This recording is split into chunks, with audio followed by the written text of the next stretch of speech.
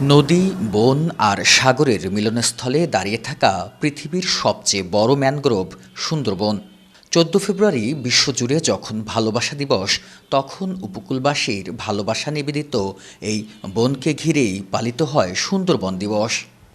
সুন্দরবনের জীববৈচিত্র্য সংরক্ষণে জনসচেতনতা সৃষ্টির লক্ষ্যে খুলনাসহ উপকূলীয় দক্ষিণ পশ্চিমাঞ্চলে প্রায় ২ দশক ধরে দিনটি পালিত হয়ে আসছে। বন বিভাগের তথ্য অনুযায়ী বিশ্বের অন্যান্য ম্যানগ্রোভ বনের তুলনায় সুন্দরবনের জীববৈচিত্র্য অত্যন্ত সমৃদ্ধ। এখানে রয়েছে শতাধিক প্রজাতির উদ্ভিদ, বাঘ, হরিণ, কুমির থেকে শুরু করে বিলুপ্তপ্রায় ডলফিন সহ বিপুল বন্যপ্রাণী ও মৎস্য সম্পদ। তবে জলবায়ু পরিবর্তন, লবণাক্ততা বৃদ্ধি আর মানবসৃষ্ট লোভ লালসায় আজ অস্তিত্ব সংকটে এই বন। কমেছে পাখির সংখ্যা, সংকুচিত হচ্ছে বন্যপ্রাণীর আবাসস্থল, হুমকির মুখে পড়ছে মৎস্য ভাণ্ডার। ক্রিমি ওয়ার্ড্রোব, গুছিয়ে ফেলুন জীবনটাকে।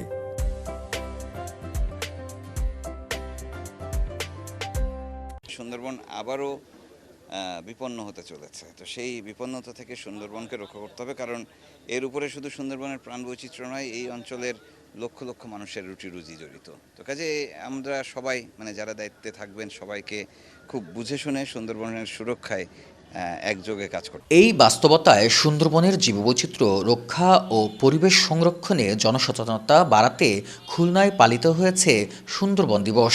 সকালে খুলনা রেলওয়ে স্টেশন এলাকা থেকে র্যালির মাধ্যমে শুরু হয় কর্মসূচি। পরে বিকেলে নগরীর বিআইডব্লিউটিএ লঞ্চঘাটে ট্যুর অপারেটর অ্যাসোসিয়েশন অব সুন্দরবনের আয়োজনে অনুষ্ঠিত হয় আলোচনা সভা। সুন্দরবন বাঁচলে খুলনা বাঁচবে, সুন্দরবন বাঁচলে দেশ বাঁচবে। সুন্দরবন শুধু আমাদের দেশের সম্পদ না, বিশ্বের কাছে সুন্দরবন একটা আলাদা ডিগনিটি বহন করে। যাই হোক, আমাদের পর্যটন ক্ষেত্রে বিশেষ করে আজকে সুন্দরবন দিবস, পর্যটন ক্ষেত্রে আমরা যে ব্যতিক্রমধর্মী এবং পরিচ্ছন্ন ট্যুরিজমের জন্য যে উদাহরণ সৃষ্টি করেছি টোয়াস, সেটা আসলে সারা বাংলাদেশের মানুষ এটা জানে। বন বিভাগ বলছে দিবসটি সরকারি গেজেটে অনুমোদনের পরিকল্পনা চলছে, আর বিশেষজ্ঞদের মতে এ বন রক্ষায় সচেতনতা ও গবেষণার বিকল্প নেই। এটি এখন পর্যন্ত সরকারি গেজেটভুক্ত কোনো দিবস নয়।